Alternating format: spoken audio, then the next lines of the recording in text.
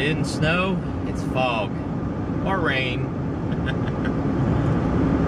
But this foggy morning, I wanted to get a Salty on Religion segment recorded because I want to be busy this weekend. And what I wanted to talk about was false prophets, my last video about science versus religion, and I'll kind of recap on that too.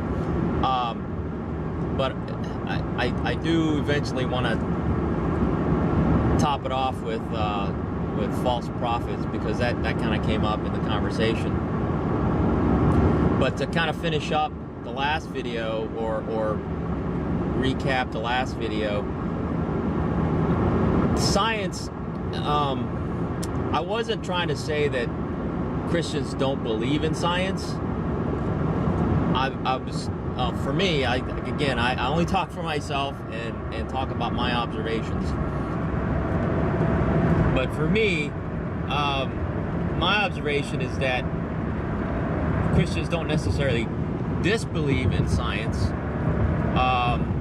but they don't believe that science is where the explanation for life and how the universe works ends. It doesn't stop at science. It just, gravity doesn't work just because there's gravity, and that's it, and there are some Christians that do believe that, God is this controlling guy that just manipulates all this, and there is no such thing as gravity. God just makes things happen the way they happen. I haven't run into any of those people, but I'm sure they're out there.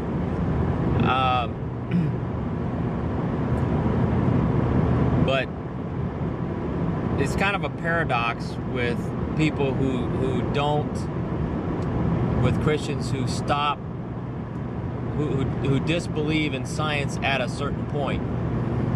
To me, even the weirdo, whacked out theories from science, or I rephrase that, the theories that take more faith to believe in than religion.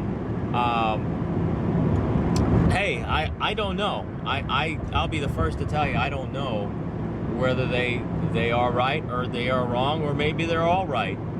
I don't know. If I knew, I probably wouldn't be here. I probably wouldn't be doing what I'm doing. I would have the answers to the universe, and either be able to make a lot of money out of it, or be able to manipulate physics and the physical world, and I'd be a wizard. But all that aside, to me, I do believe in God. I do believe in Jesus. We've covered that. But it's a paradox in some Christians that don't believe in it, because some Christians believe that God is all-powerful, all-knowing, all-being, but yet science theories can exist. But if God is all-powerful, all-knowing, all-doing, why couldn't He have created the conditions that science is trying to explain? That's something to chew on. So I'm not saying I believe in Him. I'm saying that I don't know. And a lot of people can't handle that I don't know answer. They got to say, well, what do you believe in? It's like, well, hey, I don't know. I do believe that God is all-knowing, all-being, all-doing. So the theories that science is trying to explain that nobody can prove, they could be possible too. They could be God's doing. I don't know. And anybody who claims they do know, well, good luck with that. So now moving on to false prophets. One of my friends and I were kind of discussing what what Christians do to kind of turn either other Christians or non-believers off is, are false prophets. And one in particular is a guy named Benny Hinn. And I'm not the only one saying that I believe he's a false prophet. There's news stories about him. There's there's a video on him. Let's just say he does some questionable things with the funds that he raises through his quote-unquote ministry. And he's not the first one. He'll probably not be the last one. Jim Jones in Guyana, back in the late 70s or early 80s, he took a bunch of people to Guyana, South America, I think. I'm pretty sure. And that's where the drink the Kool-Aid comes from.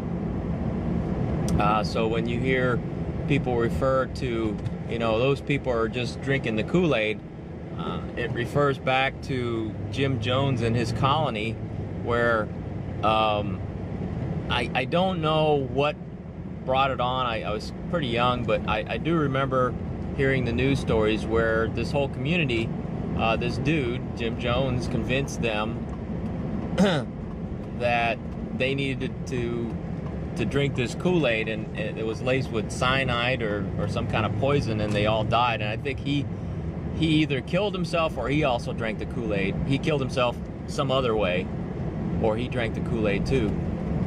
And it kind of shows the power of influence, and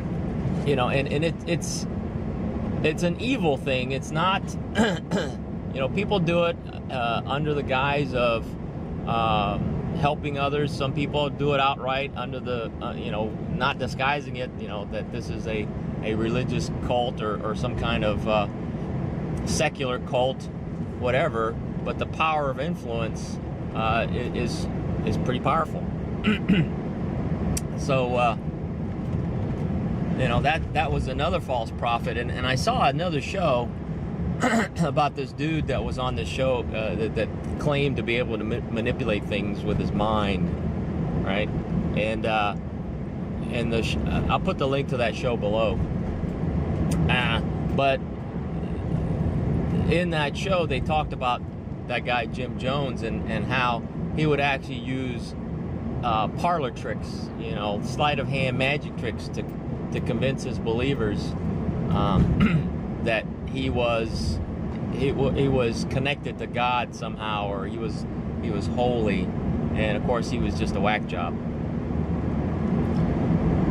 But back to my point of false prophets, there are going to be false prophets out there, and it's in the Bible, not the Bible thump, but there are passages in the Bible that say, beware of false prophets, or beware of people who claim to represent God in Christ. Whoa, a little icy road there.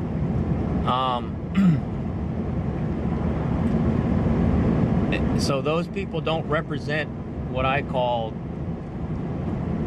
the majority of believers that I know. Most Christians try to do a good job at raising their children, being a good member of society, doing what's right, and there are extremes on either side of any society. People are people. There are good people, there are bad people. Some of them happen to be Christians, some of them happen to be non-Christians. Some of them, are in this political party, some of them are in that political party.